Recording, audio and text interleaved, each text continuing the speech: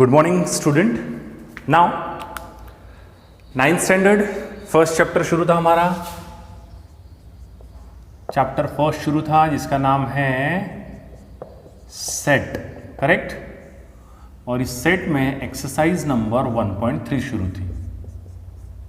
Exercise number 1.3 शुरू थी और इस 3 में का थर्ड क्वेश्चन हमारा चल रहा था।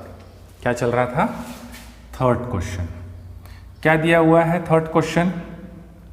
आपको U दिया है। U का मतलब होता है यूनिवर्सल सेट, यानी सबका बाप। वहाँ जितने भी सेट दिए हैं उन सभी सेट का बाप, यानी universal set. Universal set denote किया जाता है हमेशा U से। 7, 8, 9, करेक्ट। 7, 8, 9, 10, 11, 12, बीच के कुछ एलिमेंट नहीं है। और P आपको दिया हुआ है। P आपको दिया हुआ है 1, 3, 7, 10। क्या निकालने के बोला है? Show the set U, P and U dash by Venn diagram. अब P डैश का उल्लेख किया है उसने, काय का यूज किया है? P dash. तो P डैश का मतलब होता है कॉम्प्लीमेंट्री सेट ऑफ A या P। इसको क्या बोलते हैं? Complementary set of P। अब ये कॉम्प्लीमेंट्री सेट क्या है? जैसे A का कॉम्प्लीमेंट्री निकालना है तो A डैश से डिनोट होगा, B का कॉम्प्लीमेंट्री सेट निकालना है तो B डैश से डिनोट होगा, करेक्ट। P का निकालना है P डैश से। तो देखिए, अगर मुझे कॉम्प्लीमेंट्री सेट निकालना है, डैश निकालना है, तो मुझे दो चीज चाहिए। एक यूनिवर्सल सेट और दूसरा जिसका कॉम्प्लीमेंट निकालना है वो। किसका कॉम्प्लीमेंट निकालना है? P का, तो P सेट लगेगा। तो P सेट है, U भी है, यानी जिसका कॉम्प्लीमेंट निकालना है वो भी है और यूनिवर्सल सेट भी है। फिर क्या करेंगे? जो एलिमेंट सेट P के पास है वही एलिमेंट यूनिवर्सल के पास होंगे, क्योंकि वो बाप है सबका। ये एलिमेंट को छोड़कर जो एलिमेंट बचेंगे यूनिवर्सल सेट में वो आएंगे P डैश में। यानी कौन कौन आएगा P डैश में? 2, 8, 9, correct, 11, 12। That's all. This is your complementary set. अब इसको डायग्राम से बताना है, तो एक काम करता हूं, U को मैं कौन ले लेता हूं? दिस इज रेक्टेंगल, U को, करेक्ट। P को मैं ये ले लेता हूं, स्क्वायर। और फिर ऑब्वियसली अगर ये P है और ये U है, ये अगर आपका मान लीजिए पूरा U है और ये P है, तो ये क्या हो गया? P डैश हो गया। यानी ये हो गया आपका P डैश, करेक्ट। ये हो गया आपका U और ये हो गया आपका P। तो P में कौन कौन है? 1, 3, 7, 10। तो P डैश में कौन कौन आ गया? 2, 8, 9, 2, 8, 9, 11, 12। Got it? हेलो,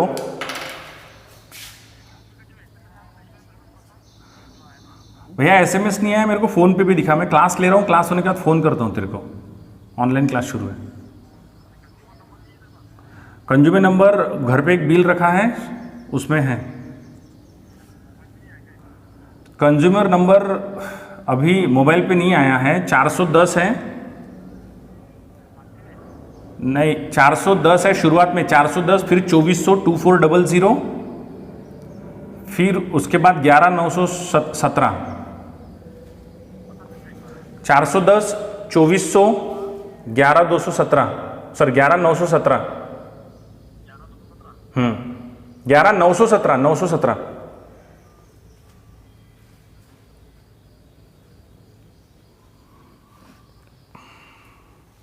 सो देखिए, U यानी पूरा बड़ा, P यानी ये, और P डैश यानी उसके बाहर का। क्लियर हो गया? एक मिनट है।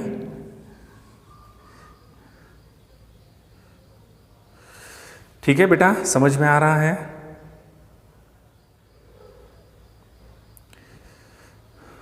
सो नाउ नेक्स्ट क्वेश्चन देखते हैं। इसमें और एक पार्ट बचा हुआ है।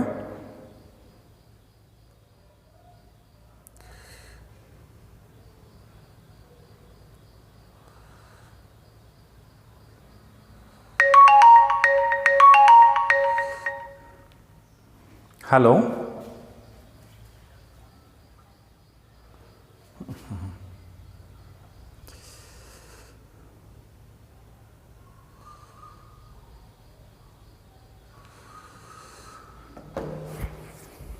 ठीक है। हाँ, अब इसमें हमारा क्या चल रहा था, एक मिनट, सॉरी थोड़ा सा डिस्टर्ब हो रहा है, बट हाँ अब आगे क्वेश्चन ये बोला था, ये तो पहले क्वेश्चन का आंसर हो गया, ये तो पहले क्वेश्चन का आंसर हो गया। इस पहले क्वेश्चन में बोला गया था वेन डायग्राम से बताओ, तो ये हो गई वेन डायग्राम। ना दूसरा क्वेश्चन ये बोला गया है कि verify we have to verify P dash का dash is equal to P.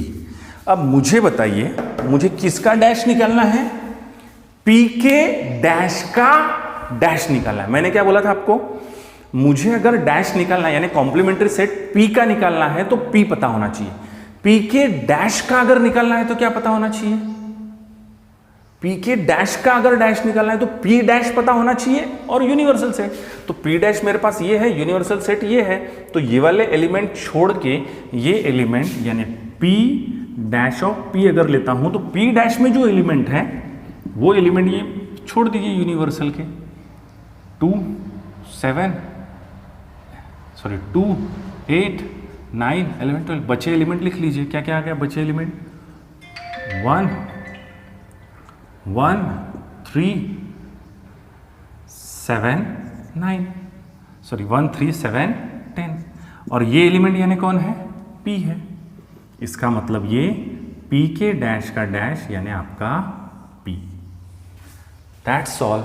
This is question number, this is your question number 3। What is question number 4? क्या बोला है क्वेश्चन नंबर 4 में? हाँ, क्वेश्चन नंबर 4 में बोला है कि ए सेट आपको दिया हुआ है, क्या किया हुआ है, ए सेट दिया हुआ है 1 1 2 3 7 ऐसा दिया हुआ है। पहले 3 लिखा है बाद में 2 लिखा है, कुछ बहुत बिगड़ता नहीं है। इसके 3 सबसेट लिखो। क्या लिखो? 3 subset. Solution we have to write 3 subset.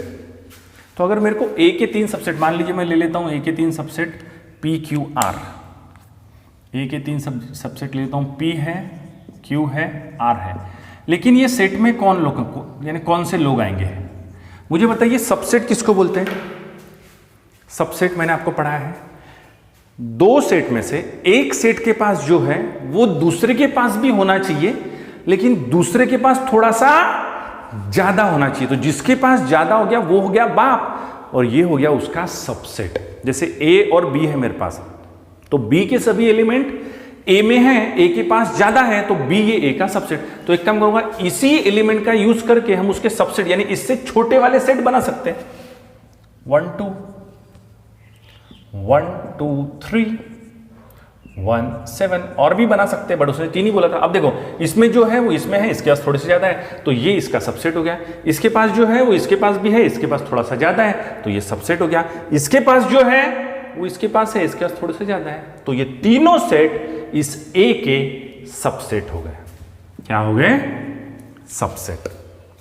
समझ में आया क्या है सबसेट का concept? Next question, question number 5, right the, अब देखिए क्या क्या दिया हुआ है, P दिया हुआ है set of all resident in Pune, यानी जो पुणे में रहते उनका सेट P, करेक्ट। ये पूरा लिखना है, लाइन नहीं खींचना है ऐसी, ठीक है। जो मध्य प्रदेश में रहते हैं उनका सेट यम, करेक्ट। उसके बाद जो इंदौर में रहते हैं, ये पूरा लिखना है आपको, इसे लाइन नहीं खींचना। इंदौर में रहते हैं उनका सेट आई। जो बी यानी इंडिया, भारत, अब दो बार ये नहीं लिख सकते ना, इंडिया आई, इसलिए इसका बी ले लिया।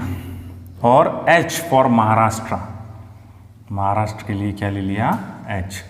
अब ये पूछा गया है कि कौन किसका सबस्ट्रेट है, बताओ। अब सबस्ट्रेट के लिए क्या होना चाहिए, अब जैसे फॉर एग्जांपल हिंगना और नागपुर, तो हिंगना ये एक गांव है, तालुका है जो नागपुर सिटी के अंदर आता है। तो मुझे बताइए कौन किसका सबसेट हो गया, नागपुर हिंगना का सबसेट है कि हिंगना नागपुर का सबसेट है। देखिए जो हिंगना के पास है वो नागपुर के पास भी, क्योंकि हिंगना नागपुर के अंदर है। तो जो हिंगना के पास है, जैसे फॉर एग्जांपल मैं डायग्राम बताता हूं, मान लीजिए नागपुर है और ये उसके अंदर हिंगना है, तो जो हिंगना के पास है वो नागपुर के पास भी है, नागपुर के पास थोड़ा सा ज्यादा है, तो हिंगना नागपुर का सबसेट हो गया। हिंगना नागपुर का क्या हो गया, सबसेट हो गया। समझ में आया। वैसे ही यहां पे कौन किसका, आप देखिए इन सभी में पुणे हो गया, मध्य प्रदेश हो गया, इंदौर, इंडिया, इनमें सबसे बड़ा कौन है, सबसे बड़ा इंडिया, क्योंकि देखो पुणे ये इंडिया के अंदर है, मध्य प्रदेश इंडिया के अंदर है, इंदौर इंडिया के अंदर है और महाराष्ट्र भी इंडिया के अंदर है। इसका मतलब सबका बाप कौन हो गया, बी। यानी कि आंसर अगर मैं लिखूं तो देखो पी ये सबसेट है बी का, करेक्ट। यम ये भी सबसेट है बी का, आई ये भी सबसेट है किसका, बी का, और एच ये भी सबसेट है बी का। नहीं समझे, समझे। अब पूना और मध्य प्रदेश का कोई रिलेशन है क्या, पूना और मध्य प्रदेश में कोई सबसेट हो सकता है क्या, पूना अलग है, मध्य प्रदेश अलग है, तो इन दोनों में कोई रिलेशन नहीं हो सकता। लेकिन हाँ पूना और महाराष्ट्र में रिलेशन हो सकता है। पुणे महाराष्ट्र के अंदर है, ऊपर से महाराष्ट्र के पास थोड़ा सा ज्यादा है, तो इन दोनों में रिलेशन बन सकता है पुणे और महाराष्ट्र में कि P is a subset of H, क्योंकि पुणे महाराष्ट्र के अंदर है, ऊपर से महाराष्ट्र के पास थोड़ा सा ज्यादा। वैसे ही मध्य प्रदेश और इंदौर में रिलेशन बन सकता है कि इंदौर जो है वो मध्य प्रदेश के अंदर है, यानी I is a subset of M।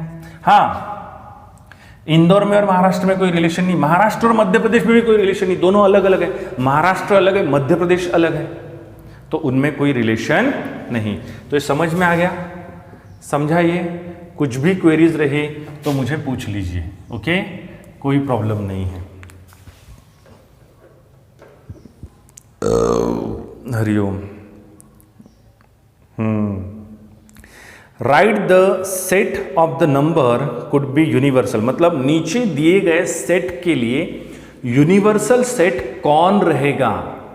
तो देख लेते हैं हम लोग पांचवा क्वेश्चन, सॉरी छठवां क्वेश्चन। छठे में ए कौन दिया हुआ है, सेट ऑफ मल्टीपल ऑफ 5, यानी इसमें कौन आ गया 5, 10, 15, मल्टीपल ऑफ 5 मतलब 5 का टेबल, करेक्ट। दूसरे सेट में कौन आया, दूसरे में आ गया सेट ऑफ मल्टीपल ऑफ 7, तो 7 का table 7, 14, 21 dash dash dash.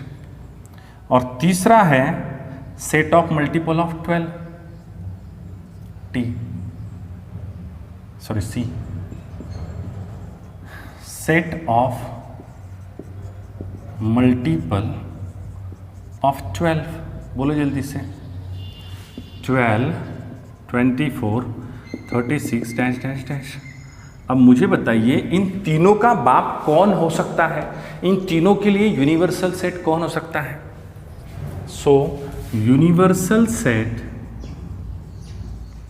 For A B C is given by, मुझे आप एक बात बताइए, इस यूनिवर्सल सेट में,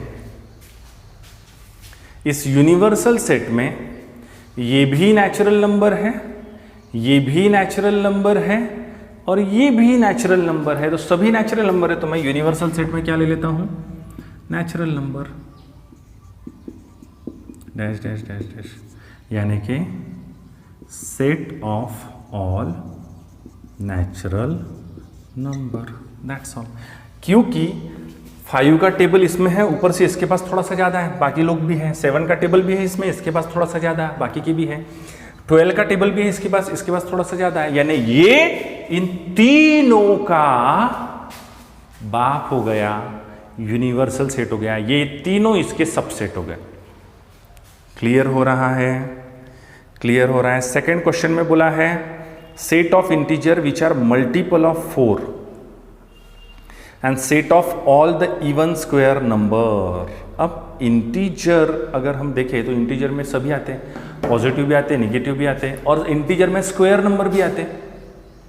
तो आप इन सभी का यूनिवर्सल सेट क्या ले सकते हैं? इंटीजर्स ले सकते हैं, क्योंकि यहां उसने इंटीजर ऑफ 4 बोला है, तो पॉजिटिव नेगेटिव इंटीजर ऐसा कुछ भी बोला नहीं है। समझ में आ रहा है क्या? एक मिनट। देखिए अभी आगे का question, and I think it's the last question of this exercise, sorry 6th में का सेकेंड क्वेश्चन है। क्या बोला गया है? P that is set of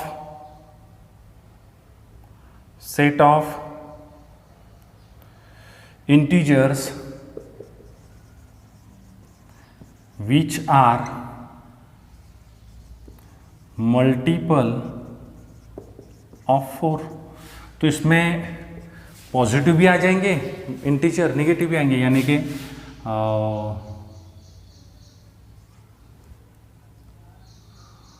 4, 8, 12, -4, -8, -12, ये सभी आएंगे, पॉजिटिव भी आएंगे, नेगेटिव भी आएंगे। करेक्ट। नेक्स्ट टी में क्या बोला गया है? Set of all even square number, यानी स्क्वायर नंबर में भी कौन से? Even square number. अब देखिए इवन स्क्वायर नंबर, जैसे स्क्वायर नंबर 1 है, तो 4 है, 9 है, इसमें से इवन वाले जैसे 4 हो गया, 16 हो गया, 36 हो गया, ऐसे। तो ये भी जो इवन स्क्वायर नंबर रहेंगे वो भी इंटीजर है, और जो मल्टीपल ऑफ 4 रहेंगे वो भी इंटीजर है। तो हम सीधा सीधा universal set of P and T includes all integers and therefore universal set क्या हो गया? 0 पॉजिटिव वाले, नेगेटिव वाले, सभी इंटीजर्स आ गए इसमें। तो इसमें आपको मल्टीपल ऑफ 4 भी मिल जाएंगे और इसमें आपको इवन स्क्वायर नंबर भी मिल जाएंगे। That's all. तो ये हो गया दोनों का universal set. Last question, let all the student in a class is a universal set. Question number 7 क्या हो गया? Set of all student in class, class में रहने वाले सभी स्टूडेंट का सेट, यानी कि U हो गया। A is a set of student, A is a set of student who scored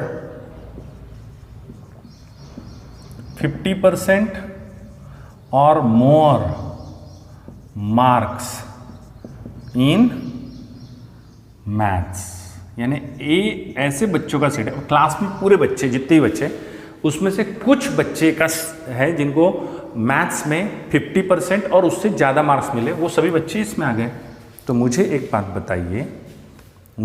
बताइए, देन कॉम्प्लीमेंट ऑफ ए क्या आएगा? कॉम्प्लीमेंट ऑफ ए क्या आएगा?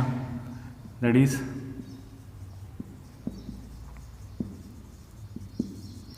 मुझे आप एक बात बताइए, मैंने आपको क्या बताया? कॉम्प्लीमेंट हम कैसे लिखते हैं?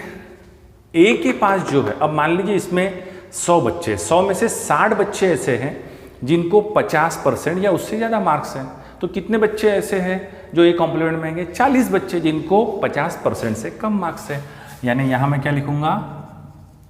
Set of student, okay, who score less than 50% marks in maths. समझ में आ रहा है? तो इस सभी क्वेश्चंस को लिखते जाइए, स्क्रीनशॉट खींच के। जब मेरा पहली बार पढ़ा के हो गया था यहाँ पे, तब उस समय स्क्रीनशॉट खींच लेना, फिर जब ये 2 क्वेश्चन पढ़ा लिया इसका स्क्रीनशॉट ले लेना और अच्छे से लिख लेना। क्वेश्चंस को लिखिए और प्रैक्टिस कीजिए। कुछ नहीं समझा मुझे बताइए। सो यहाँ पे एक्सरसाइज खत्म होगी। अब इसके बाद जो एक्सरसाइज है वो बहुत इंपॉर्टेंट है, वो अटेंड डेफिनेटली कीजिएगा, क्योंकि बहुत सारे बच्चों को फिर वो समझता नहीं है और 1-2 बच्चों के लिए रिपीट करना पुराएगा नहीं, इसलिए बहुत अच्छे से ध्यान दीजिएगा। लैंग्वेज क्वेश्चन है सभी। Okay, that's all.